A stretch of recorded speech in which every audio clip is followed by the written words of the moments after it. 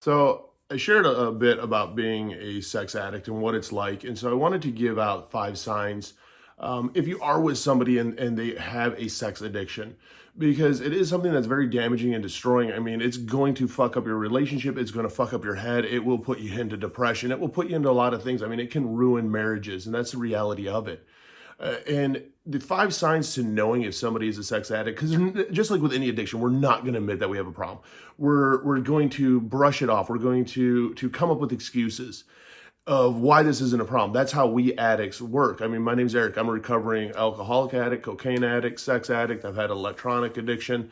So addiction does stem from a variety of different ways in different areas. One of the first things that you can tell if you're living with somebody or you're dating somebody or married to somebody that's a sex addict is sex dominates the individual's life to the point that they'll exclude other activities. I mean, sex will take it all the time, anytime.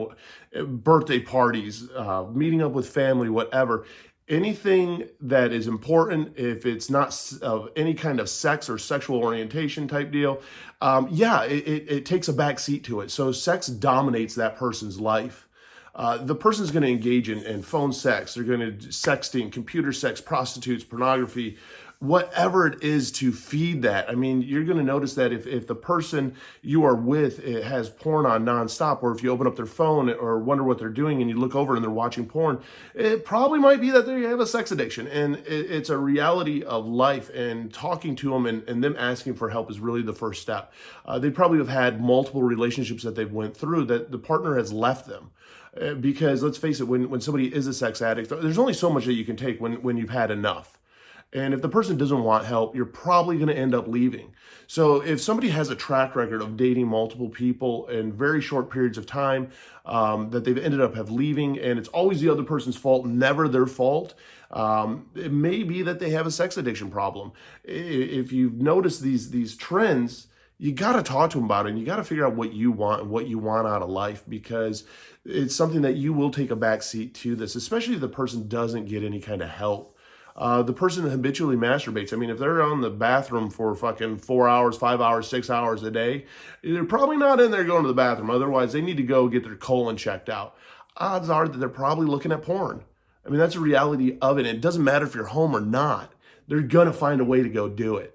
Whether it is that they wake up later in the middle of the night, whether they go to bed later than you do, whatever it might be, the person's going to work and make a schedule around habitually masturbating. That's the reality of sex addiction, because it's that dominating in our lives. And sometimes we don't realize it. And if you're going through this, fuck, man, my heart goes out to you, because I've been there. I mean, I am one of those. And it took me a long time to realize it and readjust everything. And to come to terms and to make amends and to really work through this, because it is a challenge, and it's something that, especially as guys, we're not proud to admit.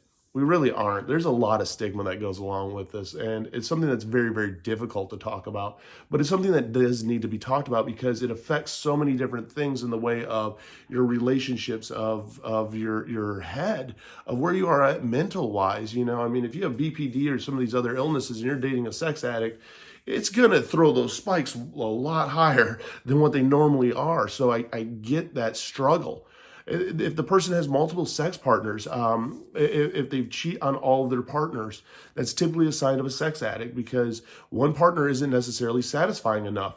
And they don't know how to express what they enjoy or what they like, because it's kind of like their own little addiction that nobody else understands. And this is why I do it, to help self-maintain in this area of my life. Addicts will come up with all these different excuses, and it's very, very hard to get them to open and share about the different things that they're going through. So these are really the signs, if you're in a relationship, that somebody has possibly a sex addiction problem. These are the 5 probably biggest signs. You know, sex dominating their life. They're engaging in lots of pornography, lots of prostitutes. I mean, they have a track record of multiple relationships, very quickly kind of almost leapfrogging from one to another to another to another. Everything in life takes a back seat to it. They're habitually masturbating, and just that's what they like to do, and spending hours and hours on the bathroom. And, you know, they've had multiple partners and they cheat on their partners, and they'll even talk about cheating on their partners as a sign of a sex addict, because you're trying to almost groom a partner to understand that you have an addiction issue, even though you don't quite fully realize what you're doing. and it is that damaging. So if you are in one of these relationships, walk away if you need to. Definitely walk away. Take care of you, because you're more important than any relationship.